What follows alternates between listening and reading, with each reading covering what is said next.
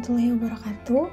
Perkenalkan, nama saya Aulia Zahra dari Program Studi Pendidikan Matematika Universitas Muhammadiyah Profesor Dr. Hamka, kelas 3A dengan NIM 2301105010.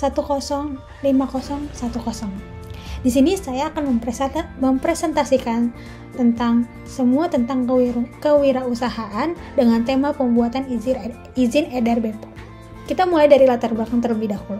Perlu diketahui bahwa setiap pangan olahan yang diproduksi di dalam negeri maupun barang impor dari luar negeri yang diperdagangkan dalam bentuk kemasan eceran di Indonesia wajib memiliki izin edar dari BPOM. BPOM itu singkatan dari Badan Pengawasan Obat dan Makanan. Di sini ada jenis izin BPOM. Nah, jenis izin BPOM tersendiri ada dua macam. Yang pertama, BPOM RIMD, dan yang kedua, BPOM RIML. Apa sih BPOM RIMD itu? BPOM RIMD itu bagi makanan yang diproduksi di dalam negeri. Sedangkan BPOM RIML itu bagi makanan yang diproduksi dari luar negeri, kemudian diimpor ke Indonesia untuk diperdagangkan. Di sini ada syarat untuk mendapatkan izin edar.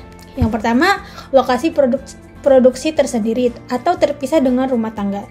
Yang kedua, pangan olahan diproduksi secara manual, semi-otomatis, otomatis, atau dengan teknologi tertentu seperti UHT, pasteurisasi, dan retor.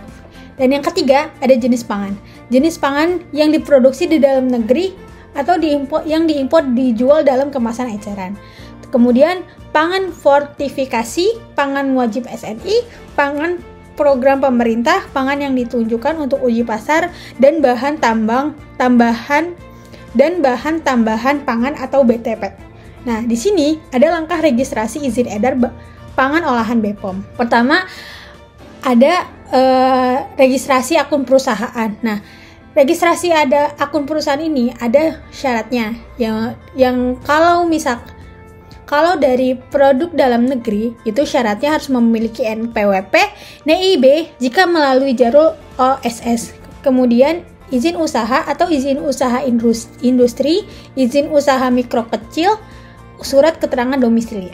Kemudian setelah itu ada usaha SKDU, hasil audit sarana produksi.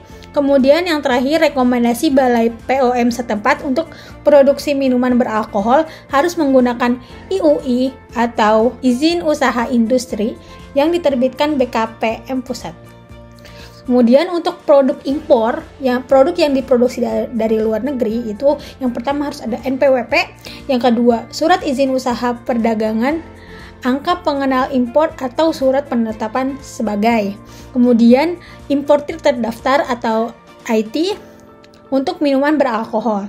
Kemudian hasil audit sarana distribusi PSB atau rekomendasi Balai POM setempat. Dan yang membedakan ada di syarat kelima, yaitu surat penunjukan LDA yang disahkan oleh notaris, kamar dagang setempat, pemerintah setempat, atau perwakilan Republik Indonesia dari luar negeri. Seperti itu.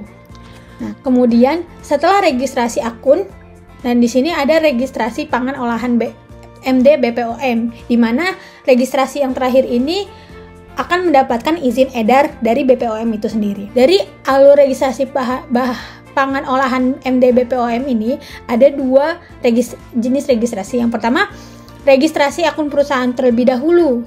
Ya, yang pertama itu input dan upload data perusahaan, kemudian terbit user ID dan password. Setelah itu sudah, kemudian lanjut ke registrasi produksi pangan olahan. Setelah mendaftar di aplikasi, kemudian bisa langsung login dan input data atau upload dokumen pendukung. Seperti yang tadi yang sudah dijabarkan di awal, yaitu registrasi perusahaan. Kemudian setelah input semua data-datanya, barulah terbitlah surat perintah untuk membayar. Kemudian setelah itu pembayaran, kemudian evaluasi, verifikasi, dan validasi petugas. Dan setelah itu terbitlah nomor izin edar. Nah, seperti itu. Nah, ini dia alur dari registrasi untuk mendapatkan izin edar BPOM itu sendiri. Di mana izin edar ini sangatlah penting untuk kepercayaan masyarakat kepada suatu makanan atau obat-obatan. Baik, mungkin itu saja yang dapat saya sampaikan. Kurangnya mohon maaf dan lebihnya diterima. Billahi fil sabil haq fastabiqul khairat. Wassalamualaikum warahmatullahi wabarakatuh.